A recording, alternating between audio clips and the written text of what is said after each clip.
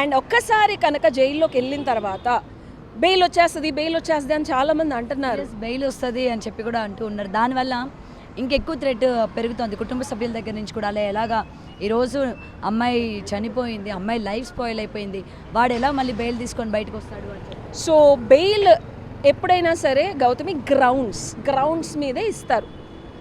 నేను మర్డర్ చేశాను అని నేను ఒప్పుకోనకు, లేకపోతే నేను ఈ కారణాల వల్ల చేశాను అని ఒక గ్రౌండ్స్ చూపించాలి.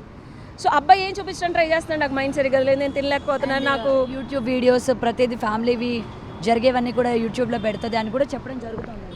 సో ఇవన్నీ కారణాలు. బట్ దానికి మీకు నిజంగా ఇన్సెనిటీ ఉందనుకో జడ్జి మీద ఆధారపడి ఉంటుంది. అంటే ఇది ఎవరు చెప్పరు, బట్ నేను చెప్పేది ఏంటంటే జడ్జి గారు ఏం ఫ్యాక్ట్స్ యాక్సెప్ట్ చేస్తున్నారు, అపోజిషన్ వాళ్ళు కంటెస్ట్ చేయాలా, పీపీ కానీ అపోజిషన్ వాళ్ళు ఓకే మీరు ఈ ఫ్యాక్ట్స్ కదా, ఇన్సెనిటీ ఉంది కదా, బెయిల్ ఎందుకు, వెళ్ళి మెంటల్ హాస్పిటల్లో ఉండొచ్చు అంతే కదా. నీకు ఇన్సేన్ మైండ్ ఉంది అంటే put him in a hospital or put him in an restricted position. You are not suppose to come out. బయటకు వచ్చి ఫ్యాక్ట్స్ని చెరిపేయచ్చు, మాపేయచ్చు, ఏమన్నా చేయొచ్చు. కాబట్టి సో మనం బెయిల్ని మినిమం 30 days to 90 days అయితే రాదు గౌతమి, especial in a murder. Okay, and దాన్ని మనం 3 months to 6 months కూడా ఎక్స్టెండ్ చేయొచ్చు.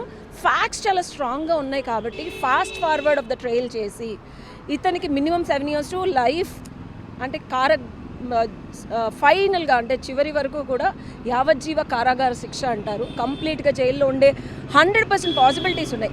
Again trial, who are asking the questions, how you are proving the facts matters.